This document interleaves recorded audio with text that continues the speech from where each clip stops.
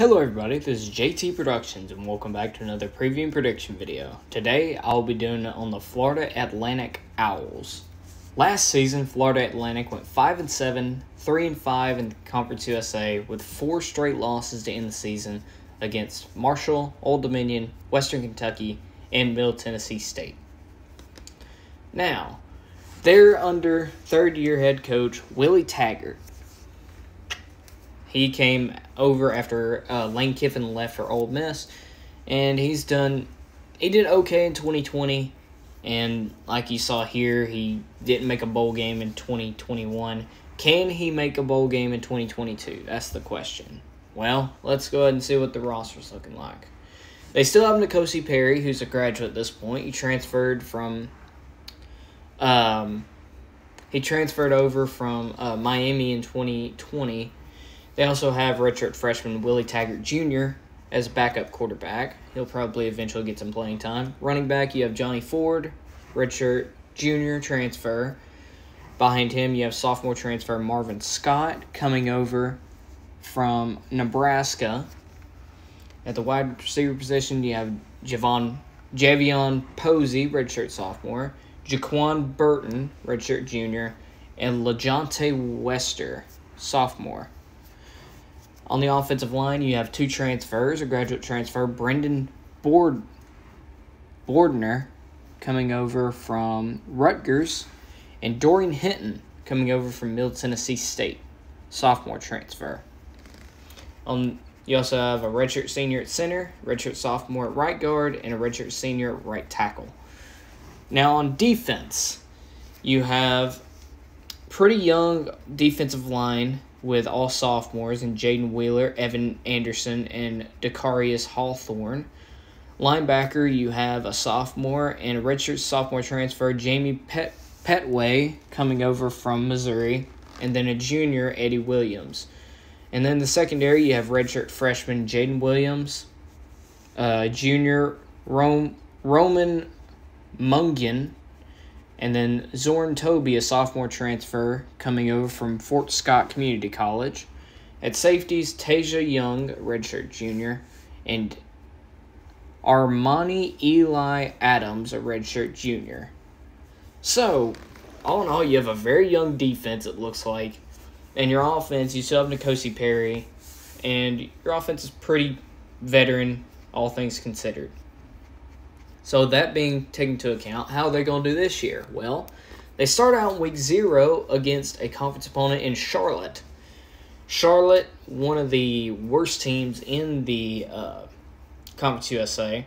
You beat them easily last year. I think you should be able to beat them easily this year as well and start out 1-0. Then you go on the road to Ohio. This is going to be a pretty good game, I think, in Group of 5 standards. Ohio, not the best team in the MAC, but I could see this being a close game in Athens, Ohio. But I'm going to give you the win because of the quarterback talent from N'Kosi Perry. Start out 2-0 before coming back home to play Southeastern Louisiana Lions. And I do think you get the win there. That's going to be an easy win. Then you have a big in-state game against UCF. UCF, second-year head coach Gus Malzahn had a great transfer portal.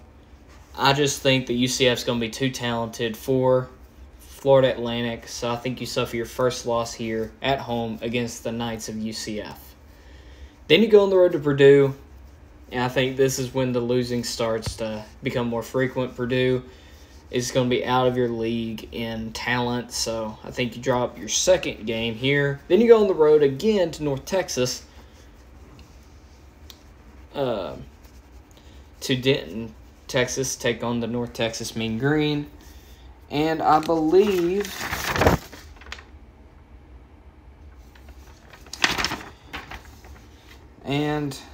you dropped this one. North Texas, while they're not the best team, they've consistently been getting better and better every year. I do think they're going to be better than you. You have to go there. So it's just going to be very difficult for you to get a win in Denton against the Mean Green. So you're 3-3 after a 3-0 start going into your first bye week.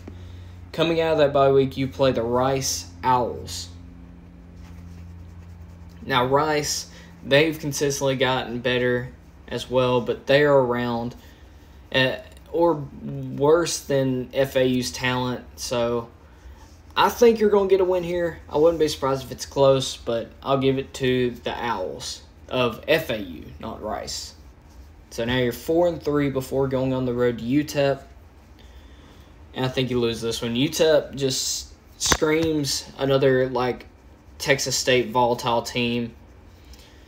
And if there's a team that is semi worse than them talent-wise, they're going to destroy them, I think. So you go to 4-4. Then you play UAB. UAB is just going to be better than you, so I think you drop that game as well. Going to your second bye week, you're 4-5. Yeah, 4-5. Coming out of that bye week, you play at FIU. You should win this game easily. FIU, in my opinion, is not a good team. They're probably the worst team in the Conference USA. So I think you get your 5th win before going on the road to play Middle Tennessee State. And I think they're going to be too much for you. I think Middle Tennessee State gets the win at home to give you your 6th loss on the year. And fighting for bowl eligibility, you come back home to play Western Kentucky, and I think Western Kentucky beats you at home. Western Kentucky at this point in the season is riding a big conference winning streak, and I think that they ride that momentum into beating you in Boca Raton. So I think that Florida Atlantic stays around what they did last year and goes 5-7. It's just hard when you got this amount of talent. Willie Taggart, we saw it at Florida State. He wasn't able to recruit at the level they needed to, but here I think that he could start recruiting. Him and, what was his name at Georgia Southern head coach? Anyways, he coached at USC for a while, but Willie Taggart and whoever I'm trying to think of, similar trajectory. They failed at Willie Taggart at Florida State, and the other guy, Clay Helton, that's his name, failed at USC. Now they're at Group of 5 schools. Can they bring their career back? It's too hard to tell right now. But anyways, thank you all so much for watching. I hope you all enjoyed and have a great day. Go Dogs.